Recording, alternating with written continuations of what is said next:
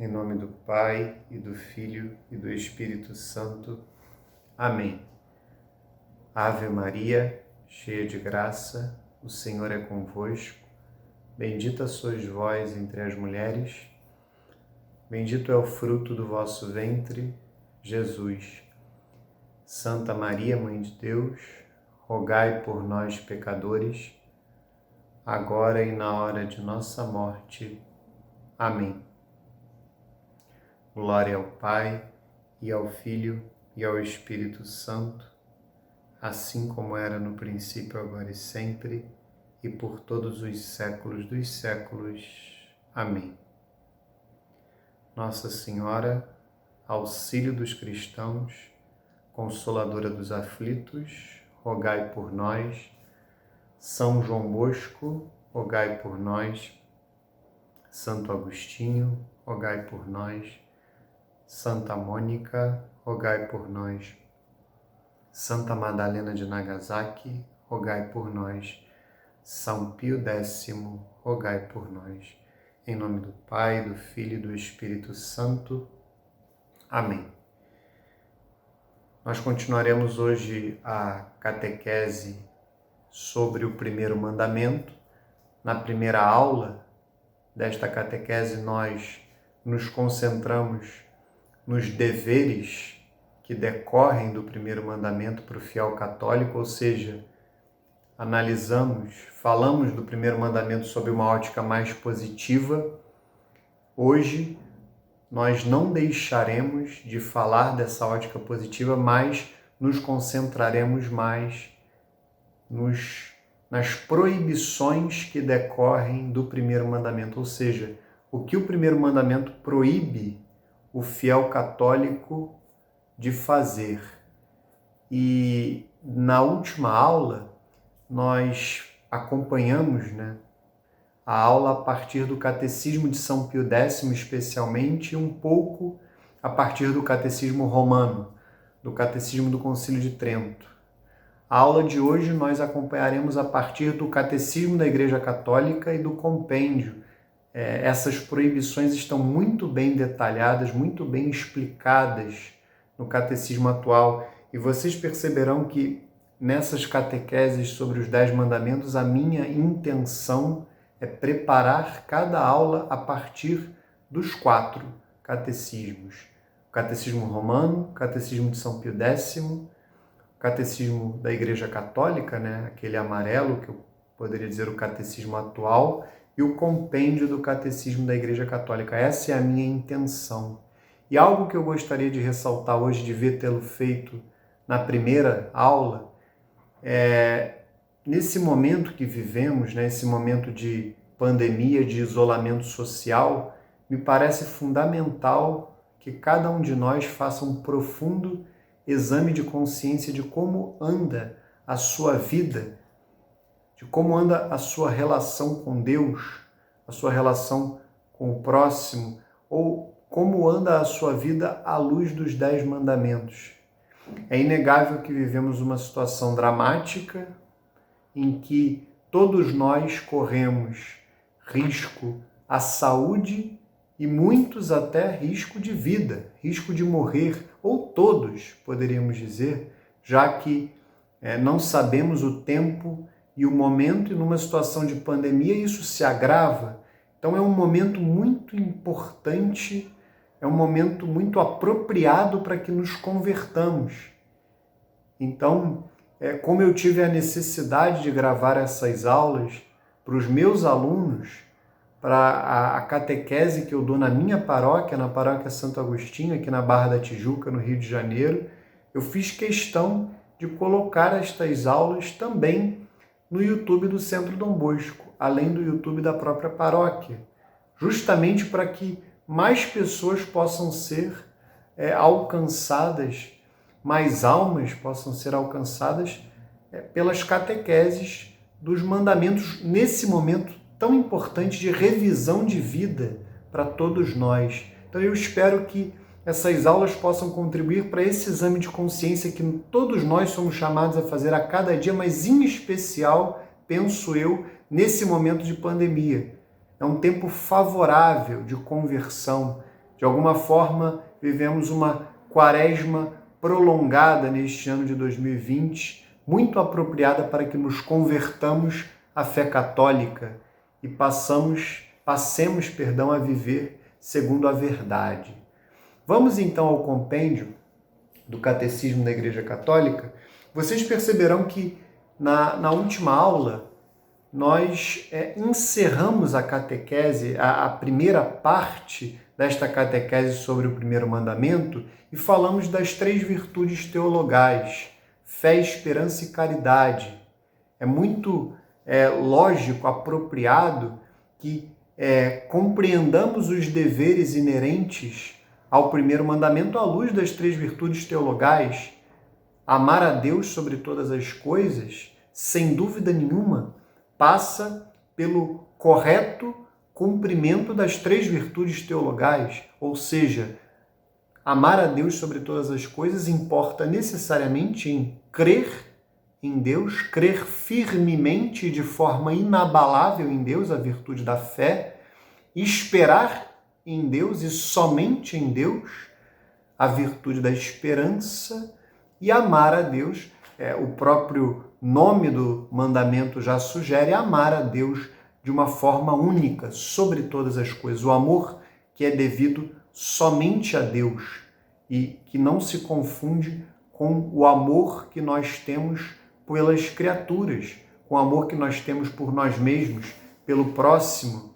Independentemente de quem seja a pessoa, o amor a Deus deve ser único, deve ser um amor único e devido somente a Deus. Então vamos ler aqui o compêndio, que aí nós observaremos que o que o catecismo faz é que ele fala das 3 virtudes teologais, mas também começa a falar de pecados que ofendem o primeiro mandamento acerca de cada uma das virtudes teologais. Então, há pecados que são ofensivos à virtude da fé. Há pecados que ofendem a virtude, são contrários à virtude da esperança, e há pecados que são contrários à virtude da caridade.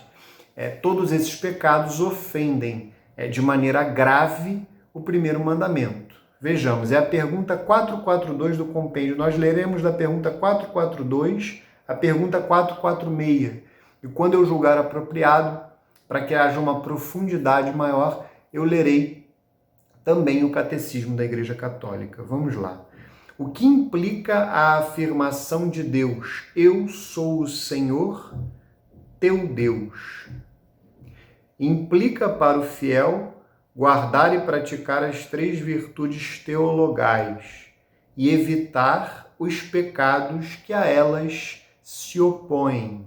A fé crê em Deus e rejeita o que lhe é contrário, como, por exemplo, a dúvida voluntária, a incredulidade, a heresia, a apostasia, o cisma. A esperança espera com confiança a bem-aventurada visão de Deus e a sua ajuda, evitando o desespero e a presunção. A caridade ama a Deus acima de tudo. Recusam-se, portanto, a indiferença, a ingratidão, a tibieza, a assídia ou preguiça espiritual, o ódio de Deus que nasce do orgulho.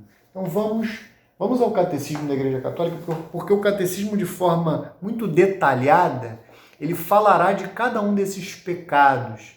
Muitos de vocês, pelo nome do pecado, pode não ter compreendido o que significa. Então é importantíssimo que nós nos aprofundemos. O que significa cada um desses pecados? Então, falemos primeiro dos pecados que atentam contra a virtude da fé. Vamos lá. A dúvida voluntária é o primeiro. O Catecismo destaca: há diversas maneiras de pecar contra a fé. A primeira delas é a dúvida voluntária. A dúvida voluntária sobre a fé negligencia ou recusa ter como verdadeiro o que Deus revelou e que a Igreja propõe para crer. Interessante isso. Então veja que é um pecado, infelizmente, muito comum no nosso dia a dia, eu diria, no dia a dia das nossas paróquias. Quando, por exemplo, e aí eu faço até um apelo relacionado a esse tema dos mandamentos, quantos fiéis católicos nós conhecemos que são negligentes em viver como a Igreja determina que eles vivam? Ou seja, na primeira aula eu fiz questão de salientar que a Igreja ela tem autoridade. Deus deu à Igreja, a Santa Igreja Católica, e somente a ela uma autoridade para dizer aquilo que nós devemos crer, ou seja, definir os dogmas de fé, mas também definir de maneira infalível os preceitos morais, como nós devemos viver. E quantos católicos negligenciam de maneira culposa ou até se recusam a ter como verdadeiro o que Deus revelou e o que a Igreja propõe para crer. E aqui eu até faria um adendo, porque está contido aqui o que a Igreja propõe que nós façamos, que nós vivamos. Quantos fiéis católicos nós conhecemos que agem assim? São negligentes e muitas vezes se recusam. Eu, como catequista, já vivi essa experiência, infelizmente, em sala de aula. Você ensina, você transmite ao aluno aquilo que a Igreja ensina e ele faz cara de paisagem, entra por um ouvido e sai pelo outro, ele se recusa a mudar de vida. Isso é um pecado grave, não somente contra a determinada virtude, o determinado mandamento que ele ofende, mas é um pecado grave contra o primeiro mandamento, porque ele foi instruído a viver de acordo com o que a Igreja manda que ele viva e ele se recusa ou negligencia. Dúvida voluntária, pecado contra a virtude da fé. A dúvida involuntária designa a hesitação em crer, a dificuldade de superar as objeções ligadas à fé, ou ainda a ansiedade suscitada pela obscuridade da fé. Se for deliberadamente cultivada, a dúvida pode levar à cegueira do espírito. Então vejam que o catecismo ele diferencia a dúvida voluntária da dúvida involuntária. Certamente a primeira é mais grave. A incredulidade é a negligência da verdade revelada ou a recusa voluntária de lhe dar o próprio assentimento. Então a pessoa, diante de uma verdade que é revelada, ela age de maneira negligente ou se recusa voluntariamente a assentir. Então tem a ver também com aquela atitude que eu mencionava agora há pouco.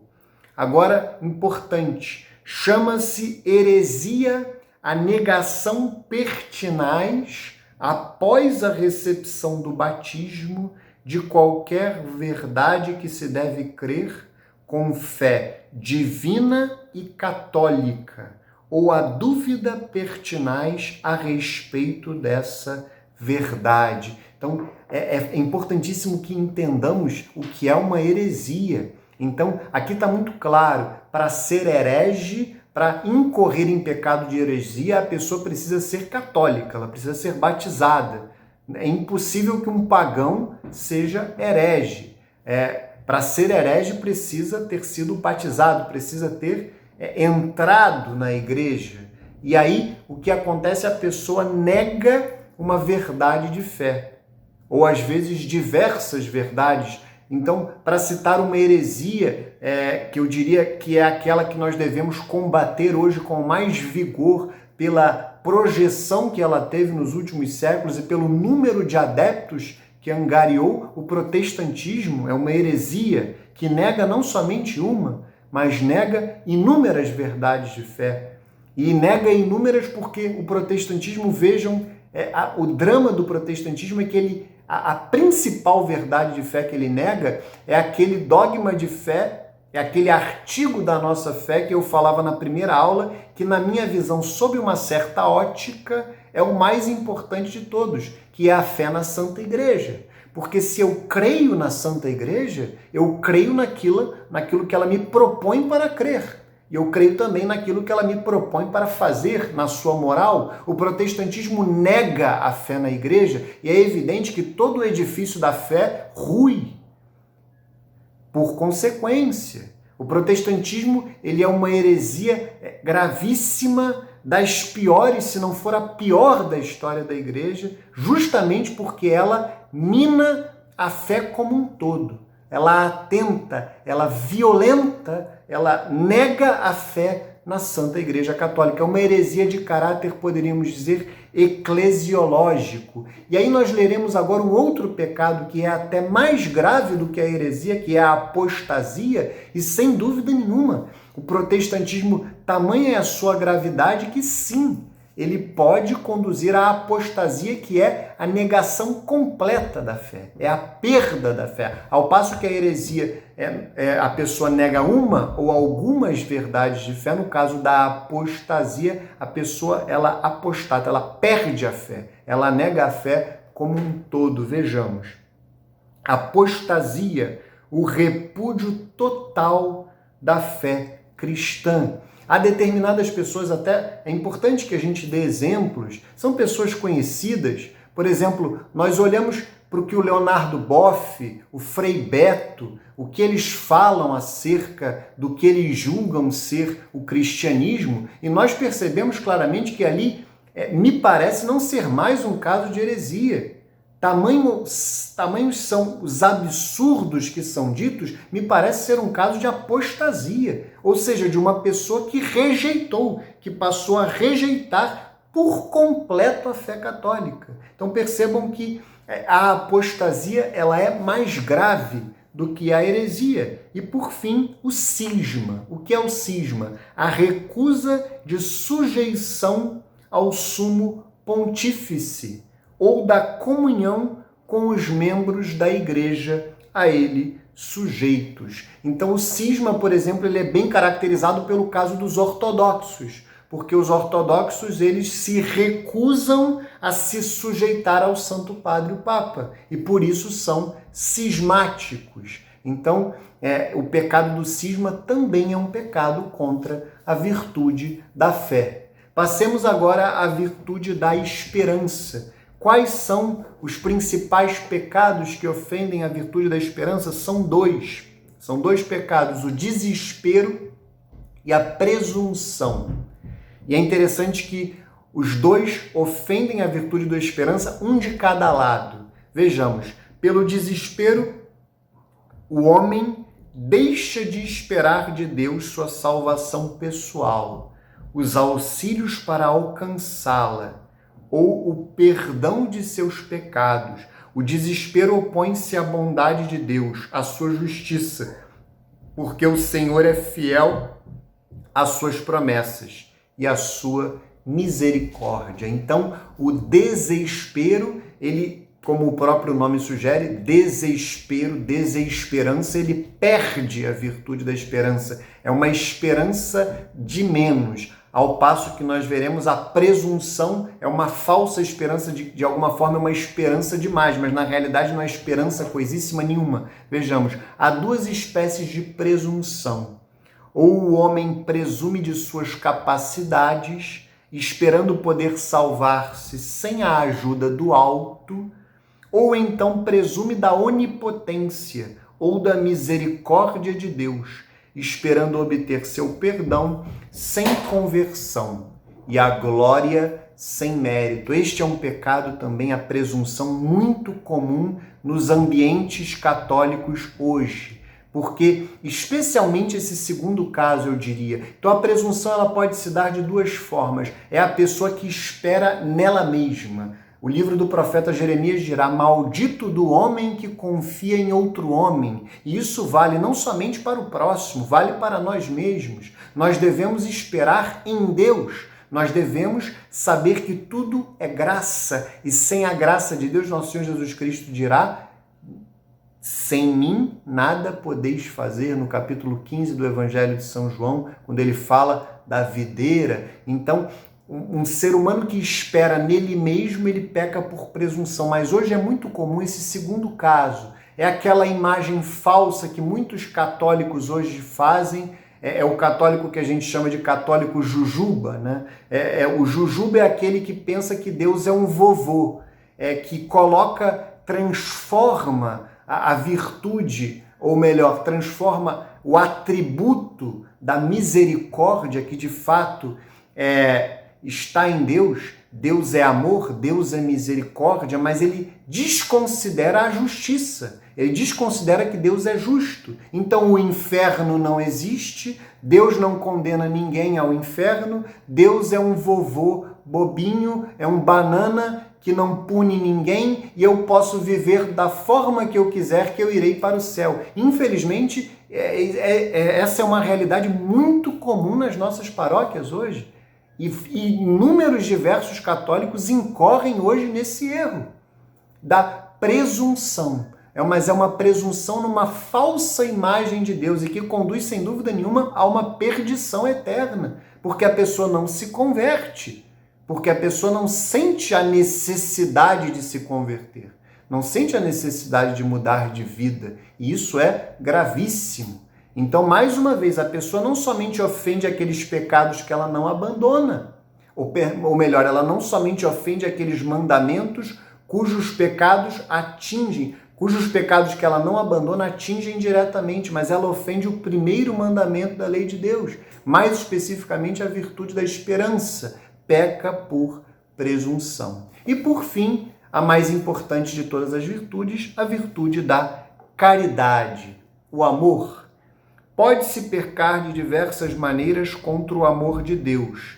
A indiferença negligencia ou recusa a consideração da caridade divina, menospreza a iniciativa de Deus em nos amar e nega sua força. Primeira modalidade, a indiferença. A ingratidão omite ou se recusa a reconhecer a caridade divina e a pagar amor com amor. A tibieza é uma hesitação ou uma negligência em responder ao amor divino, podendo implicar a recusa de se entregar ao dinamismo da caridade. A assídia ou preguiça espiritual chega a recusar até a alegria que vem de Deus e a ter horror ao bem divino. O ódio a Deus vem do orgulho. Opõe-se ao amor de Deus, cuja bondade nega, e atreve-se a maldizê-lo, como aquele que proíbe os pecados e inflige as penas. Então as explicações são muito claras, são muito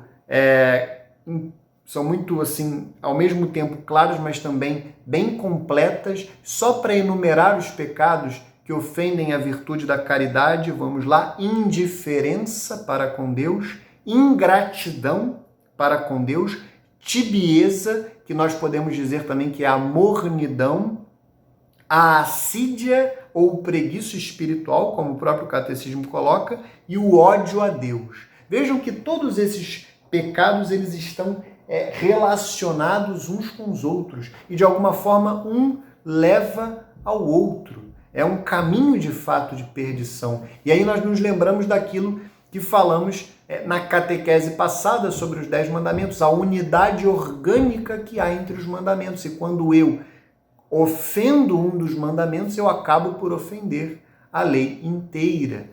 Uma ofensa me leva a outra, um abismo leva a outro abismo, como dizem os salmos. Então, é algo que nós devemos cuidar de cada um dos mandamentos, observar cada um e fazer o nosso exame de consciência à luz de todos eles. Continuemos aqui no compêndio, a pergunta 443. O que comporta a palavra do Senhor? Adorarás o Senhor teu Deus e só a Ele prestarás culto.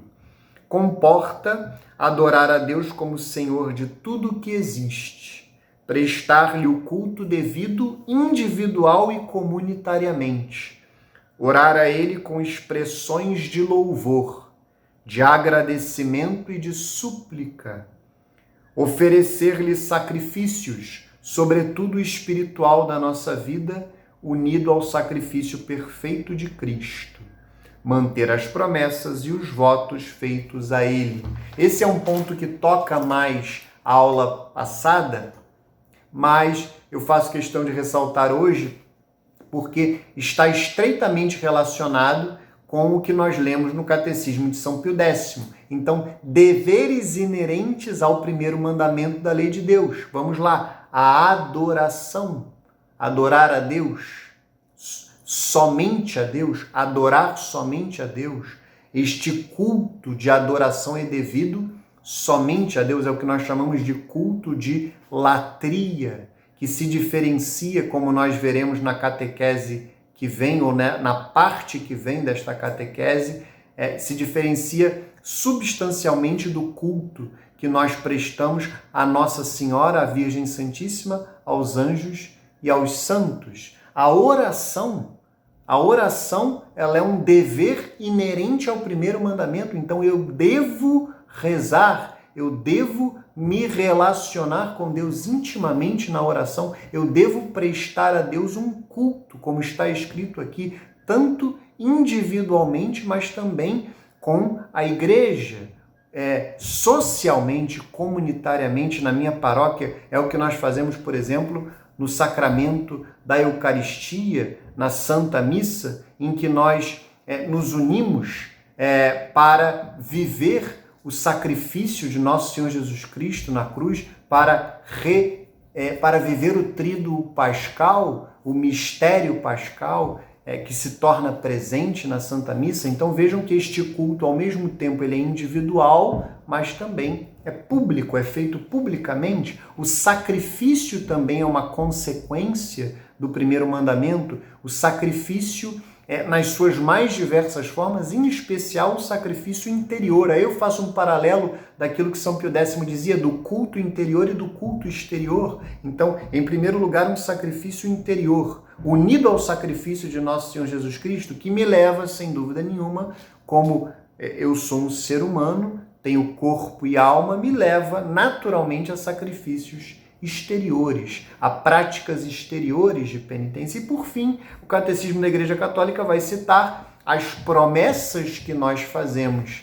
a Deus, que devem ser cumpridas, e também os votos. Os votos são mais próprios daqueles que seguem os conselhos evangélicos, especialmente obediência, castidade e pobreza, como acontece na vida religiosa, em que aquela pessoa, seja homem ou mulher, faz estes votos de castidade, de pobreza e obediência que, evidentemente, devem ser cumpridos. Isto é um dever inerente ao primeiro mandamento da lei de Deus. Continuemos aqui na pergunta 444. De que modo a pessoa exerce o próprio direito de prestar culto a Deus na verdade e na liberdade? Todo homem tem o direito e o dever moral de procurar a verdade, especialmente no que diz respeito a Deus e a sua igreja, e uma vez conhecida, abraçá-la e guardá-la fielmente, prestando a Deus um culto autêntico. Ao mesmo tempo, a dignidade da pessoa humana exige que, em matéria religiosa, ninguém seja forçado a agir contra a própria consciência, nem impedido nos justos limites da ordem pública de agir em conformidade com a sua consciência, de modo privado ou público, de forma individual ou associado. Então veja que o catecismo é muito claro.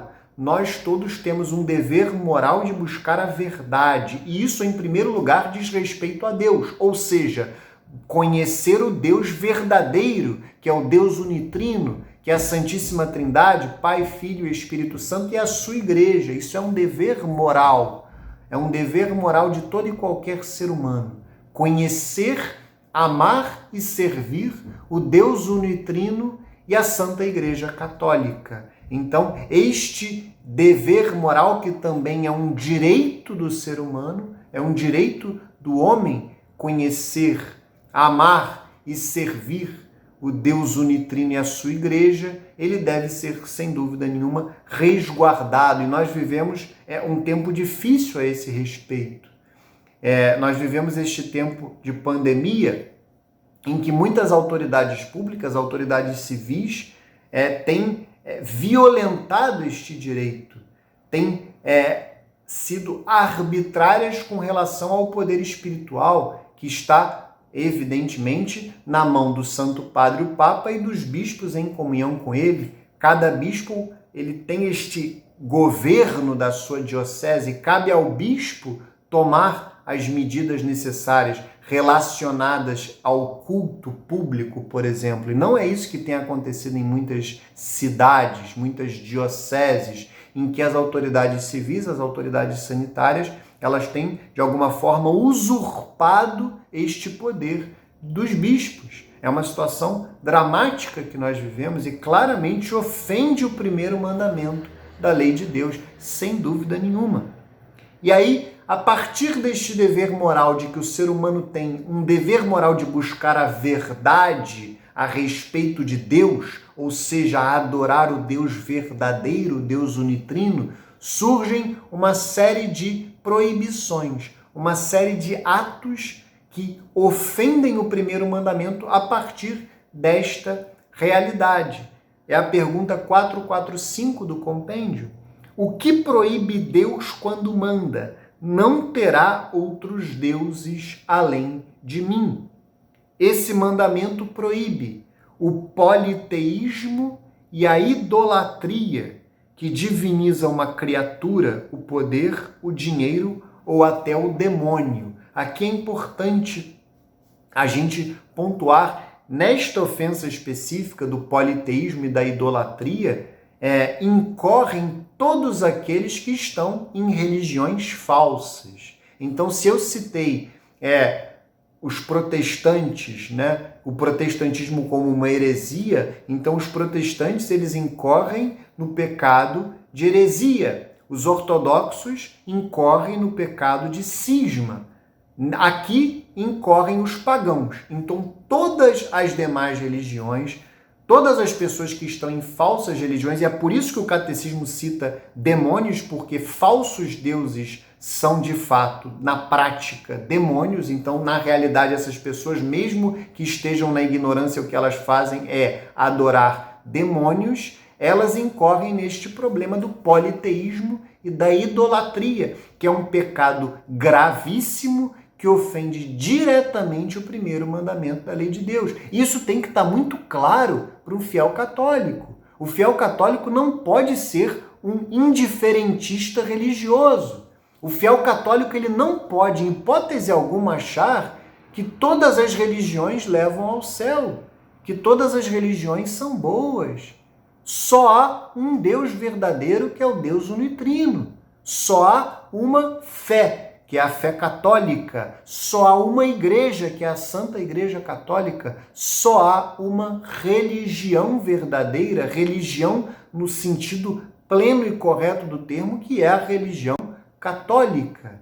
Todas as demais religiões são falsas. Todas as demais religiões, perdão pela redundância, mas é preciso deixar isso muito claro, não são verdadeiras, na medida em que as pessoas ali, elas adoram falsos deuses, adoram demônios, como está escrito aqui no próprio compêndio. E é claro que o pecado da idolatria, ele pode também ser direcionado em ambientes, digamos, não religiosos. Então, uma pessoa que coloca o dinheiro, que coloca o sexo, por exemplo, no lugar de Deus, ela também peca por idolatria. No caso do dinheiro, ela não peca somente contra o sétimo mandamento, ela peca também contra o primeiro, por idolatria. No caso do sexo, ela não peca somente contra o sexto mandamento da lei de Deus, ela peca também contra o primeiro, porque coloca o sexo no lugar de Deus. Então, isto também é idolatria, sem dúvida nenhuma.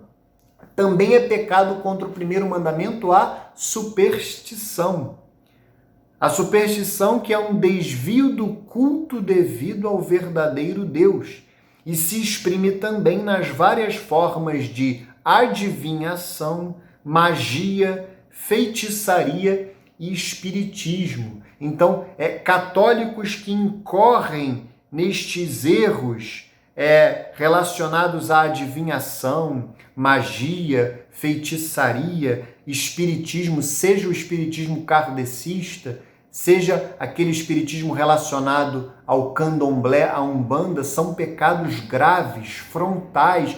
Não há como conciliar nenhuma dessas práticas com a fé católica. São pecados graves contra o primeiro mandamento. Aqui o catecismo cita, não está no compêndio, a astrologia também entra aqui. A prática da astrologia também, horóscopo, também ofende o primeiro mandamento da lei de Deus. E observem que aqui, no que diz respeito à superstição, entram esses atos mais graves que eu acabei de enumerar, mas também aqueles atos mais simplórios, que a gente às vezes aprende ou desaprende desde a infância. Não deixe o seu chinelo virado porque a mãe morre, por exemplo. No ano novo nós devemos pular 7 ondinhas porque isso dá sorte. Não podemos comer frango porque isso nos leva, porque o frango cisca para trás, isso nos traz um atraso de vida. Tudo isso é superstição e o católico ele não pode incorrer nisto. A superstição, ela de alguma forma é um pouco a realidade da presunção, que é um excesso de esperança que acaba por negar a virtude da esperança. A superstição é um excesso de religião, que na realidade ela ofende a virtude da religião.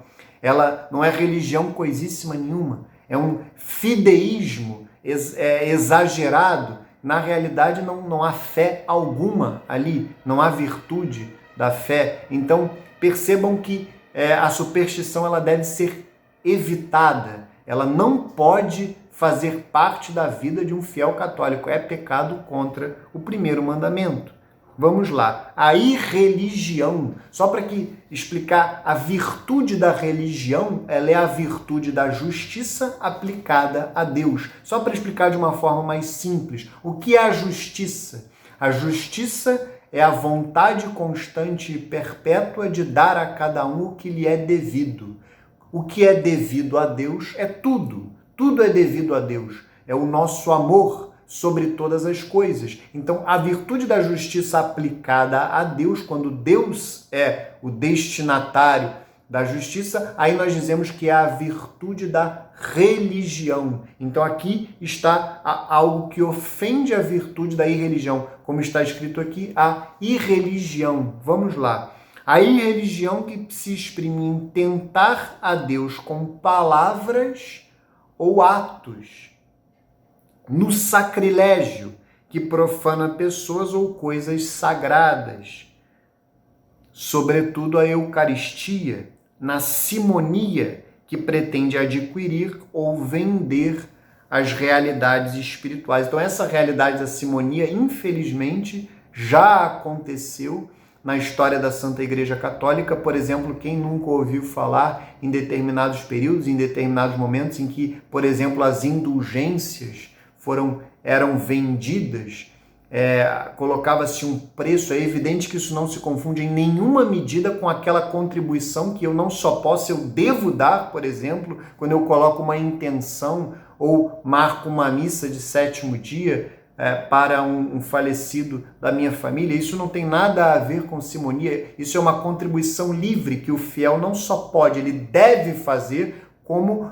em função do 5º mandamento da igreja, que me diz que eu devo pagar o dízimo dentro das minhas possibilidades. Então, isso não se confunde com simonia. Simonia é quando as realidades sagradas elas são vendidas, elas são comercializadas, como se fossem bens materiais e não espirituais. Mas eu queria ressaltar aqui o sacrilégio. O sacrilégio, vejam, é algo que profana pessoas ou coisas sagradas. Isso que nós vemos, por exemplo, nesses humoristas, como é o caso do Porta dos Fundos, que também caracteriza blasfêmia, que é um pecado contra o 2º mandamento da lei de Deus, que nós veremos na aula apropriada, mas também caracteriza sacrilégio, que é uma profanação de pessoas ou coisas sagradas. Então, por exemplo, se eu profano Nossa Senhora, os santos, os anjos, ou objetos sagrados, e aqui em especial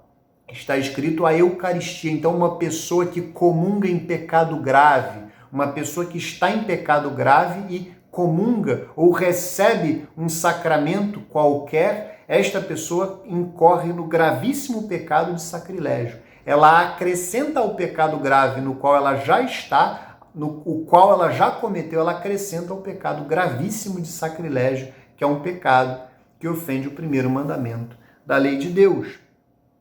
E depois o ateísmo. O ateísmo que rejeita a existência de Deus, fundando-se muitas vezes numa falsa concepção da autonomia humana. O agnosticismo, para o qual nada se pode saber sobre Deus e que compreende o indiferentismo, e o ateísmo prático. É evidente que o ateísmo é uma realidade muito complexa, mas também muito recente na história humana.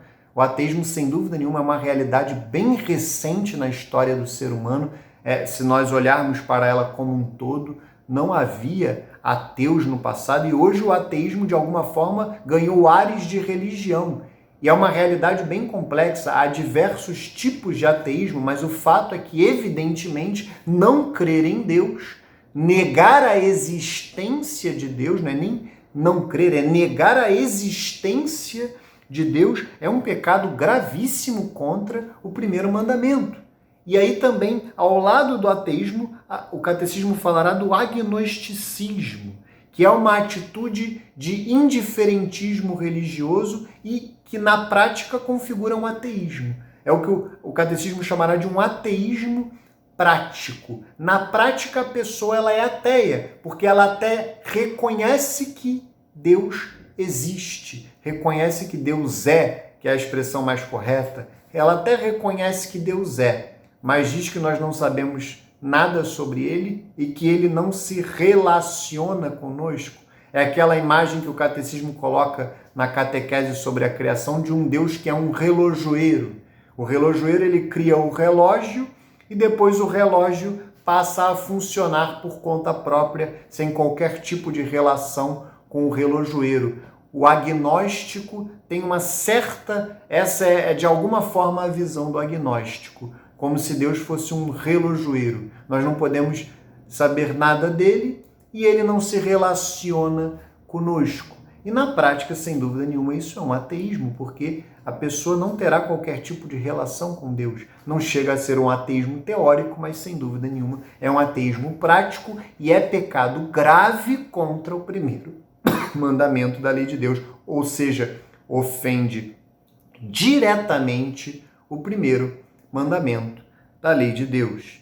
E para encerrar, eu até farei um apêndice a esta primeira catequese, esta catequese do primeiro mandamento, eu farei um apêndice para falar desta questão das imagens sagradas. É importantíssimo falar desse assunto justamente por conta da heresia protestante, que de alguma forma entrou na Santa Igreja Católica e, evidentemente, fez muitos males e continua a fazer. Então, uma leitura incauta e eivada de ignorância do livro do Êxodo poderia levar um fiel católico a pensar que Deus proíbe que nós veneremos as imagens sagradas, ou que nós tenhamos imagens sagradas, pelo que está escrito lá no livro do Êxodo, que nós já lemos na aula anterior, e isso é um equívoco. A Igreja já debelou este erro no século VIII, mas infelizmente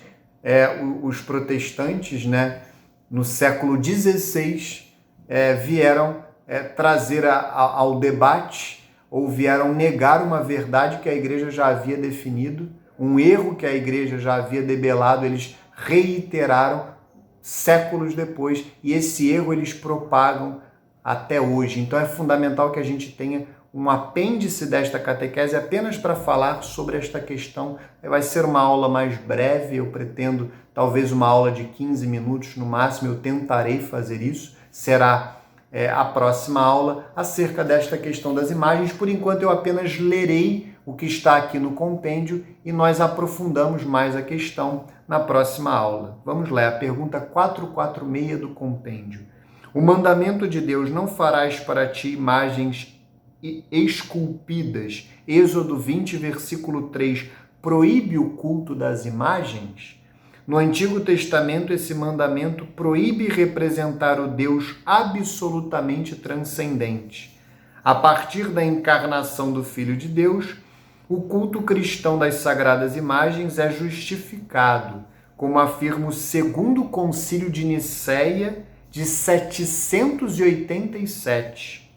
Vejam a petulância dos protestantes que séculos depois negaram algo que a Igreja já tinha definido no século VIII, pois se fundamenta no mistério do Filho de Deus feito homem, no qual o Deus transcendente se torna visível. Não se trata de uma adoração da imagem, mas de uma veneração de quem nela é representado: nosso Senhor Jesus Cristo, a Virgem Santíssima, os anjos e os santos. Na aula que vem, eu falarei melhor desta questão para encerrar essa catequese sobre o primeiro mandamento, porque me parece que, especialmente o Catecismo de São Pio X, os catecismos mais tradicionais, eles tratam melhor desse tema, de uma forma um pouco mais ampla. Para não alongar demais esta aula específica, eu deixarei para aprofundar e tratar brevemente desse assunto na próxima aula, tá bom? Salve Maria Santíssima, auxílio dos cristãos, consoladora dos aflitos. Viva Cristo Rei, viva São João Bosco, Santo Agostinho, Santa Mônica, Santa Madalena de Nagasaki, viva São Pio X. Em nome do Pai, e do Filho, e do Espírito Santo. Amém.